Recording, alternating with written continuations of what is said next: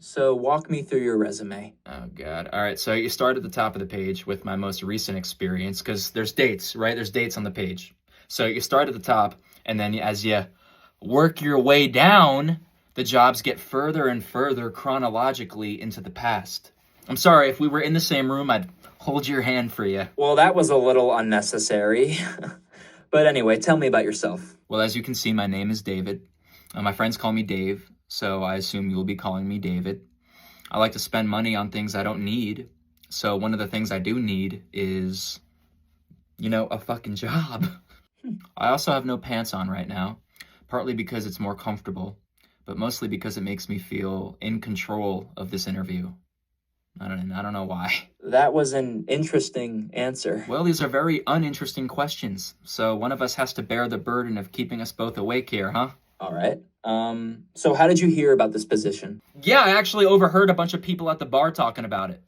Just to be clear, that's a joke. I didn't hear about this job. Who the hell do you think you are? Do you think you guys are just the talk of the town or some shit? I didn't hear about this job. I saw about this job because I had a toothache and I had to pay the dentist $900 to make it go away for a week.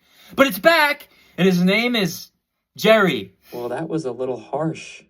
But I appreciate the honesty. It sounds like we need to work on our outreach. Yeah, I wish I could reach out and fucking... Anyway, what made us stand out to you in your job search? Absolutely nothing. You guys are my 17th interview this month. I forgot what the fuck you guys even do until 2 minutes ago when you were introducing yourself and I was Googling what the fuck you guys even are. Resourceful. Even in a time crunch. That is good to know. Yeah, Jerry, can we wrap this up this year, man? I gotta take a fucking shit. Now, could you give me an example of a moment in which you demonstrated leadership? Well, every morning the voice in my head tells me to end it, but somehow I'm still here. So I managed to lead myself out of that hole every day. Somehow. So would you describe yourself then as a natural-born leader? No.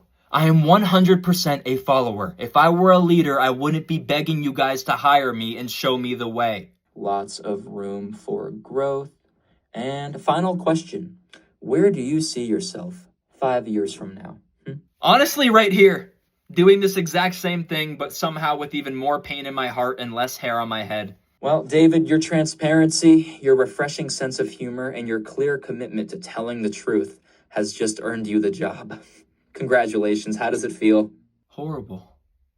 Now that I'll have just enough to survive, but still not enough to live, my life feels essentially over. And there's that transparency again. I love that.